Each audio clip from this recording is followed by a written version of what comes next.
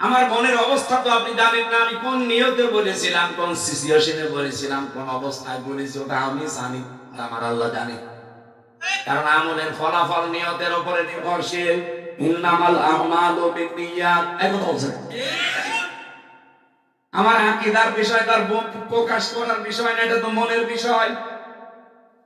আমি রাসূলুল্লাহকে খাটো করার জন্য ওনাকে এই সংবাদ সম্মেলনে সাংবাদিকদের এই মত বিনিময় সভায় আমি ওনাকে সাংবাদিক বলে ডাক দিয়েছি না, আমি বলেছি রাসূল সংবাদ পৌঁছিয়েছে, আপনারা যদি সংবাদ রাসূলের মতো পৌঁছান আপনাদেরকেও আল্লাহ পুরস্কার দেবে। এই কথাটা ভুল কিসে? আপনি কনসার্ট করে শুনলে তো ভুল মনে হবে।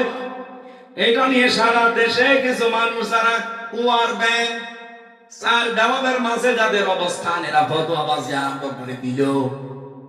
কেন নবীকে সাংবাদিক বললো? অথচ নবী শব্দের শাব্দিক অর্থ হচ্ছে সংবাদ বাহক। যারা সংবাদ গুলো বহন করে নিয়ে বেড়ায় তাদেরকে বাংলায় সাংবাদিকই বলে। পরে আমারে বলছে আমি সাংবাদিক নবীকে বলি না, বলি মেসেঞ্জার। মেসেঞ্জার মানে কি? মেসেঞ্জার তো আরো খারাপ শব্দ। ব্যাংকে যতগুলো পোস্ট আছে দেখবেন তার একটা পোস্ট আছে মেসেঞ্জার। এই যে সামাটিং এ দেয় পানি পানি, খুব ভালো পোস্ট। এটা বলছে না রাসূল শব্দটা এসেছে রাসূল থেকে রিসালাত। এই রিসালাত শব্দের শাব্দিক অর্থ হচ্ছে পিয়ন। সংবাদ বহন করে যারা নিয়ে যায় তাদেরকে পিয়ন বলা হয়। কথা বলে না কেন? কিন্তু রাসূলুল্লাহকে পিয়ন আপনি বলতে পারবেন না। এই হিসাবে আমি যদি মুখ ফসকে বলেও ফেলি রাসূলুল্লাহ বা নবী মানে সাংবাদিক, আমি তো সরি বলেছি, আমি তো মাফ চেয়েছি, এমনকি রাতে তাহাজ্জুদ পড়ে আমি মাফ চেয়েছি। আমি আশা করছি আমার আল্লাহ আমাকে মাফ করে দেবে। কিন্তু আপনি কাফের বলে কি করবেন? আমার মনের অবস্থা আপনি জানেন না। আন্দাজে কাফের ফতোয়া দিয়ে আপনি এখন নিজেই কাফের। আজকে ফেসবুকে একজন লিখেছে অমক পীর সাহেব কাফের, আসলে কাফের। এত ফতোয়া আসে আপনার ফতোয়া তো হাসিনার বিরুদ্ধে শুনি না, আপনার ফতোয়া ডক্টর জাফর ইকবালের বিরুদ্ধে শুনি না, আপনার বিরুদ্ধে ফতোয়া তো ওবায়দুল কাদেরের বিরুদ্ধে শুনি না, আপনার ফতোয়া শাহিন চাকলাদারের বিরুদ্ধে শুনি না। আপনার যত ফতোয়া সব আমির হামজা আর মিজানুর রহমান আজহারীর বিরুদ্ধে। আপনি যে নাম নিয়ে বসে আছেন, এই নামটাই তো আমার কাছে মনে হয় যে একটা নতুন জিনিস। ইসলামিক পীর বলে কিছুই তো আমরা পাই না। কিসের পীর আপনি?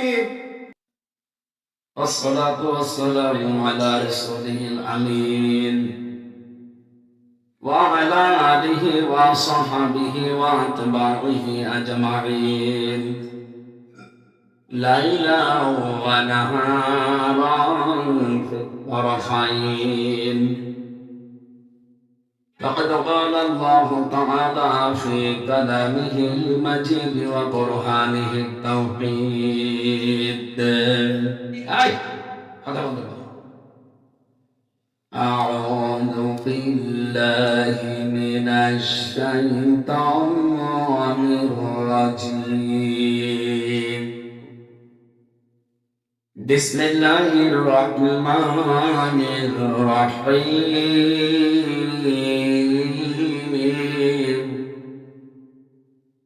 وممن خلقنا أمة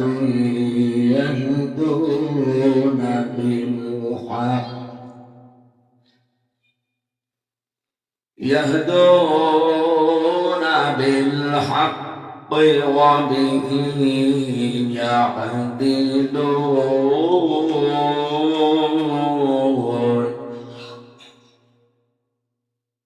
والذين كذبوا بآياتنا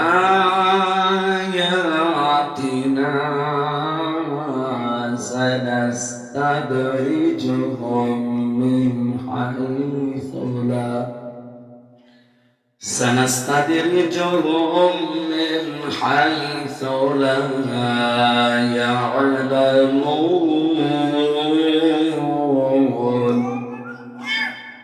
وأملي لهم إن كيدي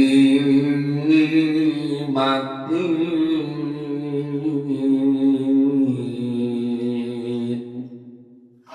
صدقت يا ربنا পৃথিবীতে কেউ স্থায়ী নয় না হক না সে ফেরাউন কে বানমরুদ কেউ হবে চিরকাল রয় না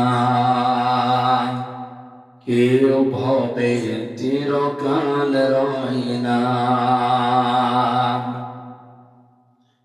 আলহামদুলিল্লাহ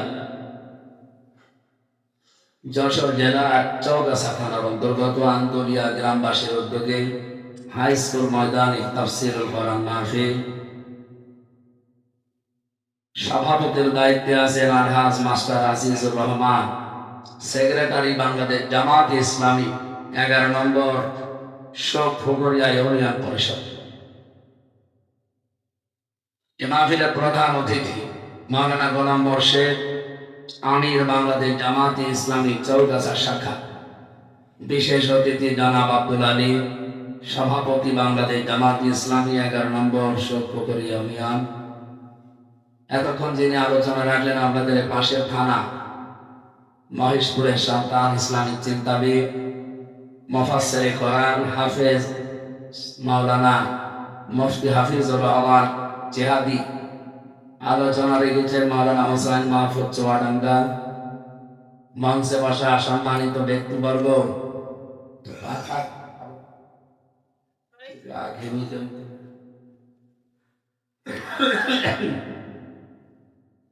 আছে যদি থাকে নিয়ে আসতে বলেন।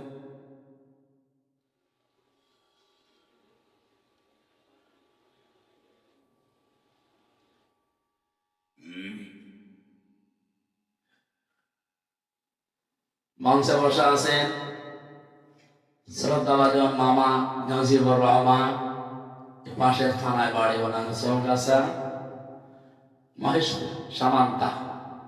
ওখানে আমার আগামী মাসের 8 তারিখে সামান্তা বাজারে তাফসীর মাহফিল আছে, আপনাদের অগ্রিম দাওয়াত দিয়ে গেলাম।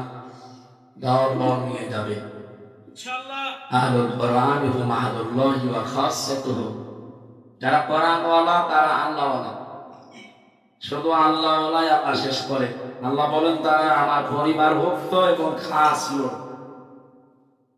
প্রধানমন্ত্রী যতদিন ছিল অবৈধ, যেটা আমরা বলি, ওনার কিছু খাস লোক ছিল না? কথা বলেন। এই যশোরে ওনার একটা খাস লোক ছিল, তার ভেতরে চাকলাদের একেবারে খাস। এগুলো কোড়া তুলতে উঠবে। এরকম খাস লোক যারা, এগুলো যেমন তার নেত্রীর কাছে সম্মানিত, মর্যাদা সম্মান তাদের একটু বেশি। কোরআনওয়ালা যারা, আল্লাহর কাছে তাদের সম্মান মর্যাদা অন্য মানুষের তুলনায় বেশি। এই কথা বুঝতেছে? এখানে সামান্তা বাজারে ঐতিহাসিক তাফসীরুল কোরআন মাহফিল ওনারা আয়োজন করছে আগামী মাসের 8 তারিখে। আমি 9টা 9:30টায় রাত্রে ইনশাআল্লাহ কথা আরম্ভ করব। যাদের সময় আছে দল বল নিয়ে যাবেন আল্লাহর কোরআনে কারীম শোনার জন্য। মঞ্চে বসে আছেন আপনাদের এলাকার এই দান বাক্সর হাফেজ সাহেব। এলাকায় আসলে বুকে জড়িয়ে নিতে আগে। সামনে বসে আছেন মুসলমান ভাইরা, এই অর্ধমাত্র জায়গায় যারা এই কষ্ট করে বসে আছে। পৃথিবীতে কয়েকটা জায়গায় যদি কষ্ট স্বীকার করা যায়, কিয়ামতে এর সওয়াব ডবল পাওয়া যায়। তার ভেতরে কোরআনের। আজকে যে কষ্ট হচ্ছে এটা হামজার জন্য না কোরআনের জন্য? সুতরাং আজকের এই অনুষ্ঠানটা যারা সাজিয়েছে, আপনার মাহফিলের সওয়াব যদি অন্য মাসে একটা হয়, আজকে বাপু হবে ইনশাআল্লাহ। সামনে বসা মুসলমান ভাইরা, পর্দার আলের সম্মানিতা মা এবং বোনেরা, এই জায়গায় গলা ঘেমে গেলে কণ্ঠ খুশি। আমি ঠিক আছে আস্তে আস্তে। প্রশাসনের যে ভাই বোন রয়েছে বর্ডার এলাকা মানে হয় না, বর্ডার এলাকা, বর্ডার গার্ডও আছে, বিজেপির সদস্যরা আছে, প্রশাসনের ভাইরা আছে। মত নির্বিশেষে আমরা কোরআনের কথা যারা শুনতে এসেছি আজকে মাহফিলটা যেহেতু দিয়েছিলাম 2 তারিখে, যে ওটা হিন্দু ধর্মের একটা বড় অনুষ্ঠান ছিল, এই জন্যে আমরা একটা মিস্টেক হয়ে গেছে। আজকে আমার মাহফিল সিনাই ওখানে অলরেডি চলছে, এটা মাগরিব থেকে এসা দিয়েছিল, বৃষ্টির কারণে এলোমেলো হয়ে গেছে, ওইটাও এলোমেলো হয়ে গেছে। কিন্তু এখন বলছে হুজুর আসেন তাড়াতাড়ি, এখানে ঘন্টাখানেক কথা বলতে চাই, নির্ধারিত একটা আয়াতও পড়েছি। আমার আজকের আলোচনার বিষয় হেদায়েত প্রাপ্ত কারা। এটাকে আমি নিজে বানিয়ে বললে হবে না, আল্লাহর বলা লাগবে? এটা যে আল্লাহর কথা আপনাকে আমি শোনাচ্ছি, সেটা আপনি রেকর্ড করে নিতে পারেন, অথবা খাতায় লিখে রাখতে পারেন, বাড়িতে শুধু মিলিয়ে দেখবেন যে আপনি আল্লাহর দলে আছেন না শয়তানের দলে আছেন। আপনি কি হেদায়েত প্রাপ্ত ছাড়া তাদের ভেতরে আছে না গোমরা ছাড়া তাদের ভেতরে আছে, নিচে মিলিয়ে নেবে। আমি শুধু অ্যাডভার্টাইজ করি। সবাইকে নিয়ে আগে শুকরিয়া আদায় করছি আলহামদুলিল্লাহ। আল্লাহ আমাদের যে সমস্ত পরিচয় দিয়েছে, প্রথম পরিচয় আমরা মানুষ। আমরা কি সবাই বলেন? যেহেতু অনুষ্ঠানটা হিন্দুদের কারণে বাতিল হয়েছিল, আমরা জানি যে এলাকায় হিন্দু ভাইরা আছে, সুতরাং তারাও কি মানুষ। পৃথিবীতে যে ধর্মই মানুষ মানুক না কেন, আপাতত দৃষ্টিতে আমরা সবাই আল্লাহর বান্দা, আল্লাহর বান্দা বান্দি মানুষ আমরা। ওনারাও এ পরিচয় দিতে পারে যে আমরা কি। আরো জোরে বলে। 2 নম্বর আর একটা পরিচয় আমাদের আছে, আরেকটু এগিয়ে গেলে আর একটা পরিচয় দেওয়া যায়, সেটা সবাই দিতে পারবে না। কি বলেন তো? না, খলিফা। আমরা মানুষের পরে আরেকটা পরিচয় দিতে পারি, জবান খুলে বলেন কি? খলিফা কি করে, কোথায় থাকে? খলিফার কাজ জমিনে। এজন্য আল্লাহ পাক যখন আমাদেরকে বানানোর ইচ্ছা ইরাদা মনস্থ করেছিলেন, ফেরেশতাদের কাছে একটা পরামর্শ নিয়েছিলেন, ইন্নী জাইলুন ফিল আরদি খলিফা, অবশ্যই আমি জমিনে খলিফা পাঠাতে চাই। কোথায়? যশোরবাসী কান খাড়া করে শোনেন, এটা দিয়ে যদি আপনার সব দিকে এলোমেলো হয়ে যায়, দেন না কেন তাড়াতাড়ি করো।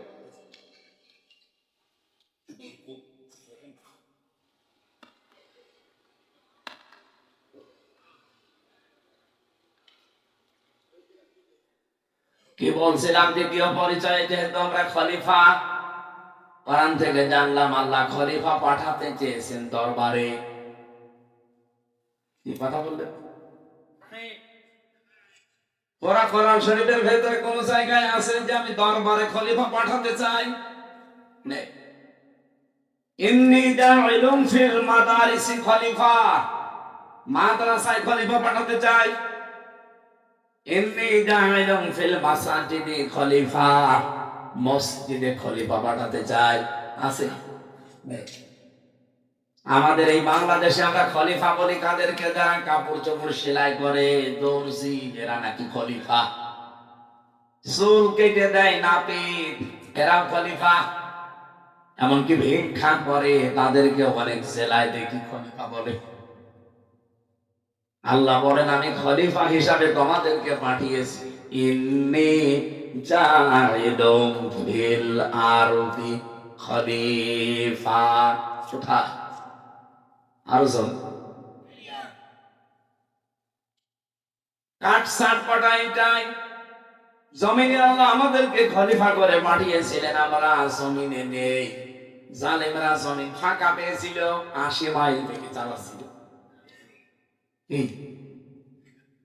180 মাইল বেগে চালাচ্ছিল এই জমিন। আমাদের এই দেশে যা রাস্তাঘাট আমার তো সব আয়ত্তে আছে। 630টা থানার রাস্তাঘাট আমি প্রায় সব গেছি কম বেশি। এই গল্প আপনারা করছেন, তাহলে তুলে দিলেন কেন? আবার কথা বলেন। না এবারে ক্লাস না যাবো। এখানে হয়তো স্লিপ অফ টাউন হবে একটা কথা, সেটা নিয়ে আপনারা ফতোয়াবাজি করেন। ভালো করে শোনেন কি বলতে চান, আর দেখেন তো মেলে কিনা।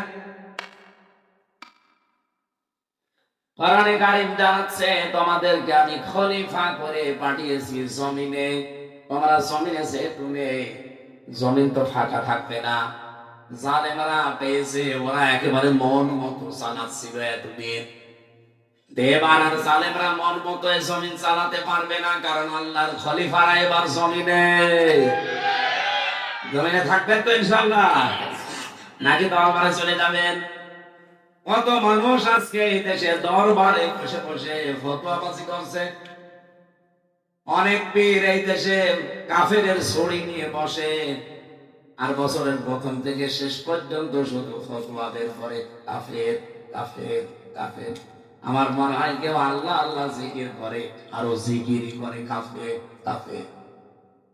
আমার দিয়ে আরম্ভ করেছে এবার, কয়েক বছর আগে মাওলানা মিজানুর রহমান আজহারিকে দিয়ে আরম্ভ করেছিল, বাট এখন বাদ গেছে। এখন আমি আরম্ভ হয়েছি মুফতি আমির হামজা কাফের। আমার মনে হয় এই ছড়ি যে কত দূর যায় আল্লাহ জানে। এদের আপনি কাজ কারবার দেখেন, জমিনে কোন কাজ আছে তাদের গলাবাজি করা ছাড়া? কোন কাজ আমি পাই না, কোন সংগঠন নেই তাদের। জমিনে আল্লাহর দ্বীন কায়েমের জন্য কোন অ্যাক্টিভিটিস নেই। উনি খেলাফত নিয়ে পড়ে আছে। আরে ভাই, খেলাফত প্রতিষ্ঠা আমরাও চাই, কিন্তু যে পদ্ধতিতে আপনি বলতেছেন ও পদ্ধতি বাংলাদেশে এখন সম্ভব না। আফগানিস্তানে হয়, এখানে হবে না কেন? আফগানিস্তান আর বাংলাদেশ সমান। আপনার দেশে কয়টা পাহাড় আছে? আপনি যে লোকাবেন, কোথায় লোকাবেন? সশস্ত্র হামলা করে লুকিয়ে থাকার জায়গা লাগে, টিকে থাকতে হবে না জমিনে। ওখানে ওরা পাহাড়ের উপর বম্বিং করে কিছুই করতে পারে নাই, সুড়ঙ্গ করে এমন থাকার জায়গা বানিয়েছে আফগানিরা। একটা না দুইটা পরাশক্তি রাশিয়া আর আমেরিকা 40 বছর একাধারে চেষ্টা চালিয়েছে, কিছুই করতে পারে নাই। আর আমাদের 40 বছর লাগবে, 40 মিনিটে তো তামা বানিয়ে ফেলবে। আপনারা ধান্দাবাজি বন্ধ করে ফতোয়া বের করছে নতুন নতুন, যে বাংলাদেশের জামাত ইসলামী এই 80 বছর এই দেশে জামাত ইসলামী চলছে, এদের অবদান নাকি ছিল কিছুই নেই। এদের দুনিয়া আখিরাত নাকি সবই বরবাদ। আর ভাই, দুনিয়ার কানাই বলতে পারলেন যে আখিরাত কি আপনার হাতে, আপনি কি ফতোয়া দিবেন বলেন? আমি কয়েকদিন আগে সাংবাদিক একটা মত বিনিময় অনুষ্ঠান ছিল, সাংবাদিকদের স্মরণে, ওনাদের সম্মানার্থে, ওনাদের দায়িত্ব কর্তব্য কি এটা কোরআন দিয়ে হাদিস দিয়ে আর বাস্তবতা দিয়ে বলতে গিয়ে একটা কথা আমার ওভাবে বলা ঠিক হয়নি। বলেছিলাম যে সংবাদ এটা নবী থেকে আসা, কারণ নবী মানে সংবাদ বাহক। যারা সত্যের সংবাদ বহন করে নিয়ে বেড়ায় তাদেরকে আল্লাহ রাব্বুল আলামিন এই পৃথিবীতে নবী করে পাঠিয়েছিলেন। কি আমি দলিল দিয়েছিলাম সূরা কলমের 4 নম্বর আয়াত দিয়ে, ওয়া ইন্না লাকা লাআজরান গায়রা মামনুন।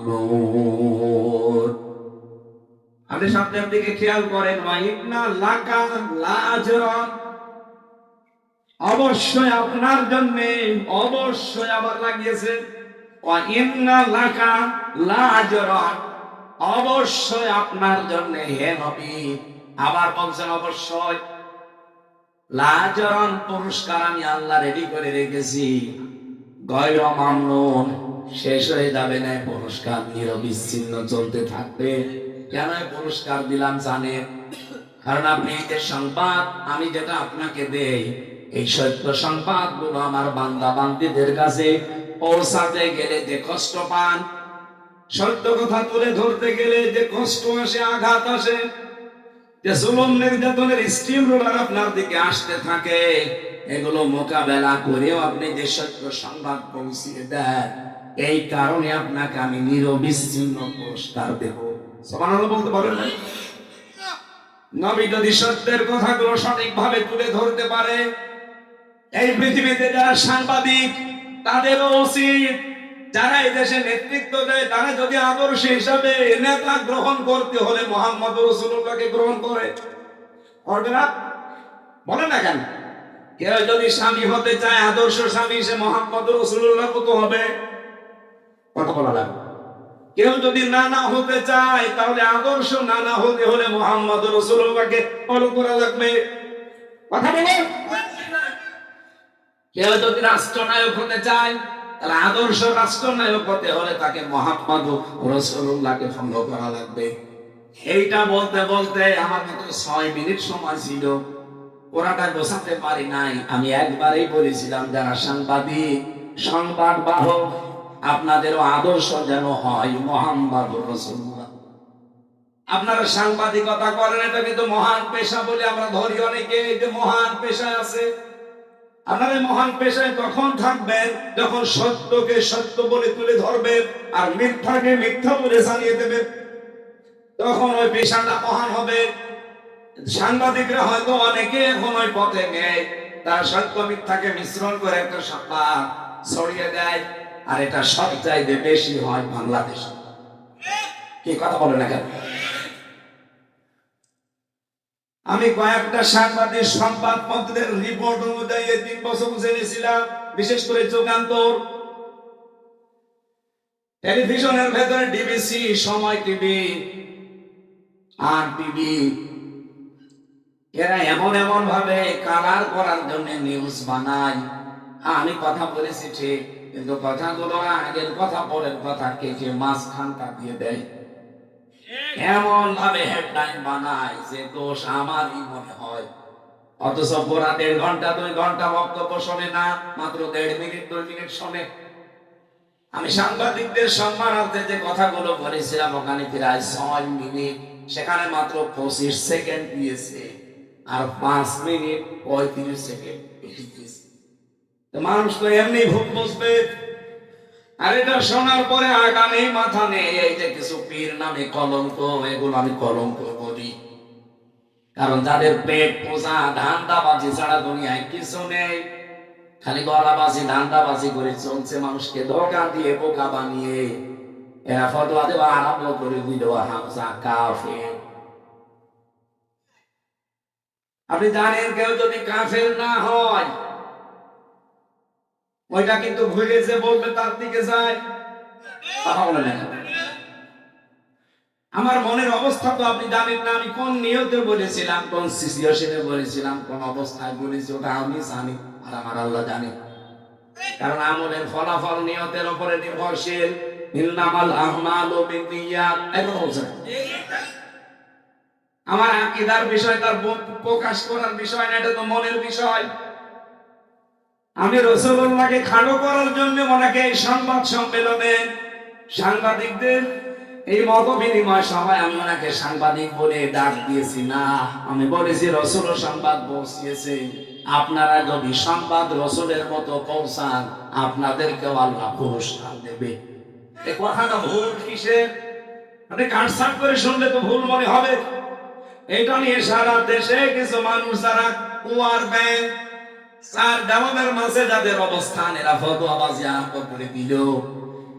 কেন নবীকে সাংবাদিক বললো? অথচ নবী শব্দের শাব্দিক অর্থ হচ্ছে সংবাদ বাহক। যারা সংবাদ গুলো বহন করে নিয়ে বেড়ায় তাদেরকে বাংলায় সাংবাদিকই বলে। পরে আমারে বলছে আমি সাংবাদিক নবীকে বলি না, বলি মেসেঞ্জার। মেসেঞ্জার মানে কি? মেসেঞ্জার তো আরো খারাপ শব্দ। ব্যাংকে যতগুলো পোস্ট আছে দেখবেন তার একটা পোস্ট আছে মেসেঞ্জার। এই যে সামা টেঙ্গে দেয় পানি মানি, খুব ভালো পোস্ট। এটা বলছে না রাসূল শব্দটা এসেছে রাসূল থেকে রিসালাত। এই রিসালাত শব্দের শাব্দিক অর্থ হচ্ছে পিয়ন। সংবাদ বহন করে যারা নিয়ে যায় তাদেরকে পিয়ন বলা হয়। কথা বলে না কেন? কিন্তু রাসূলুল্লাহকে পিয়ন আপনি বলতে পারবেন না। এই হিসাবে আমি যদি মুখ ফসকে বলেও ফেলি রাসূলুল্লাহ বা নবী মানে সাংবাদিক, আমি তো সরি বলেছি, আমি তো মাপ চেয়েছি, এমনকি রাতে তাহাজ্জুদ পড়ে আমি মাপ চেয়েছি। আমি আশা করছি আমার আল্লাহ আমাকে মাফ করে দেবে। কিন্তু আপনি কাফের বলে কি করবেন? আমার মনের অবস্থা আপনি জানেন না। আন্দাজে কাফের ফতোয়া দিয়ে আপনি এখন নিজেই কাফের। আজকে ফেসবুকে একজন লিখেছে অমক পীর সাহেব কাফের, আসলে কাফের। এত ফতোয়া আসে আপনার ফতোয়া তো হাসিনার বিরুদ্ধে শুনি না, আপনার ফতোয়া ডক্টর জাফর ইকবালের বিরুদ্ধে শুনি না, আপনার বিরুদ্ধে ফতোয়া তো উবাইদুল কাদেরের বিরুদ্ধে শুনি না, আপনার ফতোয়া শাহেদ চাকলাদারের বিরুদ্ধে শুনি না। আপনার যত ফতোয়া সব আমির হামজা আর মিজানুর রহমান আজহারীর বিরুদ্ধে। আপনি যে নাম নিয়ে বসে আছেন, এই নামটাই তো আমার কাছে মনে হয় যে একটা নতুন জিনিস। ইসলামী পীর বলে কিছু তো আমরা পাই না। কিসের পীর আপনি? এটা কোন জায়গায় আছে বলেন? আপনি যে বলছেন নবীকে সাংবাদিক বলা যাবে না, মেসেঞ্জার বলা যাবে কোন থাকে? আপনি যে নিজেই বললেন নবী মেসেঞ্জার। এই কথা বললে নবীর সম্মান আরো খাটো হয়। ব্যাংকে যারা পানি চা টেনে দেয় তাদেরকে আমরা মেসেঞ্জার বলি। এরকম একটা পোস্ট আপনি নবীর নামে লাগিয়ে দিলেন। আর সাংবাদিকদের কত উপরের পোস্ট, সেটাকে আপনি ফালতু শব্দ বললেন, উল্টা পাল্টা নাম দিয়ে আবল তাবল করে আমারে নাই ছোট করে। কিন্তু সারা পৃথিবীর যারা হক্কানি সাংবাদিক, যারা ন্যায় পরায়ণা তার উপরে টিকে আছে, সাংবাদিক মাহমুদুর রহমানকে আপনি খাটো করেছেন। এক কথা বলছেন না? সাংবাদিক ইলিয়াসকে আপনি খাটো করেছেন। সাংবাদিক কনক সরওয়ারকে আপনি খাটো করেছেন। যারা জীবনের উপরে রিস্ক নিয়ে সংবাদগুলো প্রচার করে, সেইটাকে আপনি ফালতু বলতেন। আমি যে কথা বলেছিলাম এটা বোঝানোর জন্য বলছি, খেলাফতের দায়িত্ব পালন করা দরকার জমিনে। আজ হাজারো পীর এই দেশে, 48,000-এর উপরে পীর। আমি তো যতটুকু খোঁজ রাখি, পৃথিবীতে এমনও দেশ আছে যে 48,000 মানুষ নেই, অথচ পীর এই দেশে 48,000। এত পীর, একটা কেউ রাজপথে পাওয়া যায় না, জমিনে পাওয়া যায় না। নর্থ সাউথ বিশ্ববিদ্যালয়ে কোরআনের উপরে লাঠি দিয়েছে, থুতু দিয়েছে, সেখানে ফতোয়াবাজি করতে পারো না। 48,000 পীর যদি একবারে রাজপথে নেমে বলে এর বিচার না হলে কেউ দরবারে ফেরত যাবো না, বিচার কালকে হবে। কোথায় আছেন আপনি? আপনি তো শুধু ভড়ি আর জব বানিয়ে ব্যস্ত আছেন। আপনি বলেন তো বাংলাদেশের একটা পীরকে দেখান তার ভড়ি বড় না, দেখান। আমি তো যতগুলো দেখেছি ওদের ভড়ি আর জব্বা ছাড়া কিছু পাইনি। এত বড় বড় ভড়ি, যেটা ফতোয়াবাজি করে কাফের বলে, ওরও ভড়ি এরকম। শিয়ালে বসলে মনে হয় যে মাগুর মাছ, পেট মোটা মাছ।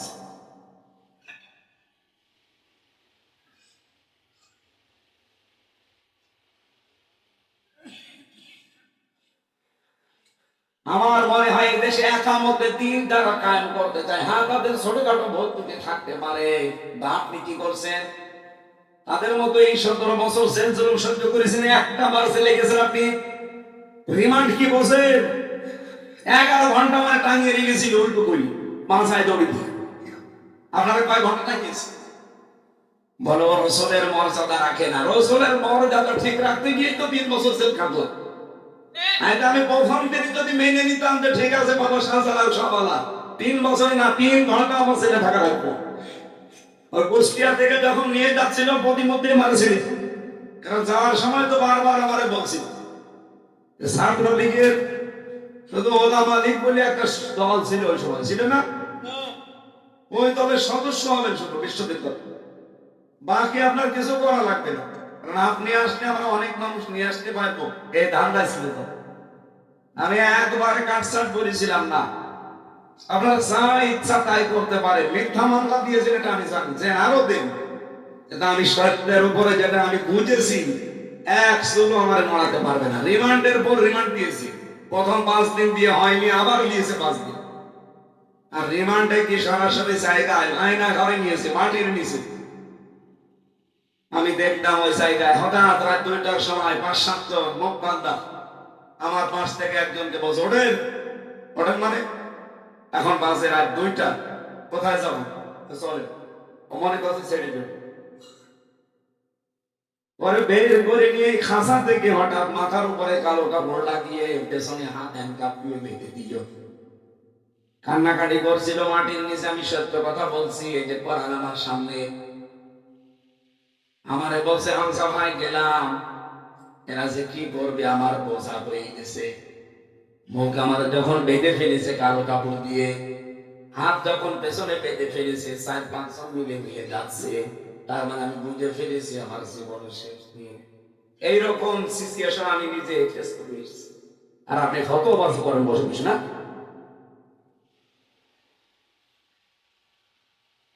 কত মানুষকে এখনো পর্যন্ত, যদি হাসিনা থাকতো আমার মনে হয় আয়না ঘরে থাকা লাগতো। কি কথা বলছেন না? কত মানুষ 5 বছর 7 বছর আমি যেখানে ছিলাম সেই রুমে, তার পাশে দেওয়ালে লেখা ছিল তারিখ দিয়ে 2009-13 সালে ওখানে তারিখ দেওয়া, 8-8-2013 এভাবে তারিখ দিয়ে দেওয়ালে লিখে রেখেছে। এই যে এই নখগুলো দিয়ে খুশিয়ে খুশিয়ে যে ভাই এই নাম্বারটা কষ্ট করে লিখেছি, যদি পারেন কেউ বাইরে যেতে এই নাম্বারে বলবেন যে আমি বেঁচে আছি। এই দৃশ্য থেকে একটা মানুষ ঠিক থাকতে পারে? কোথায় 13 সাল আর কোথায় 24 সাল? এতগুলো বছর তার জীবনে চলে গেছে, লোকটা জানে না যে এখন কোন বছর, জানে না যে এখন আসলে কোন মাস।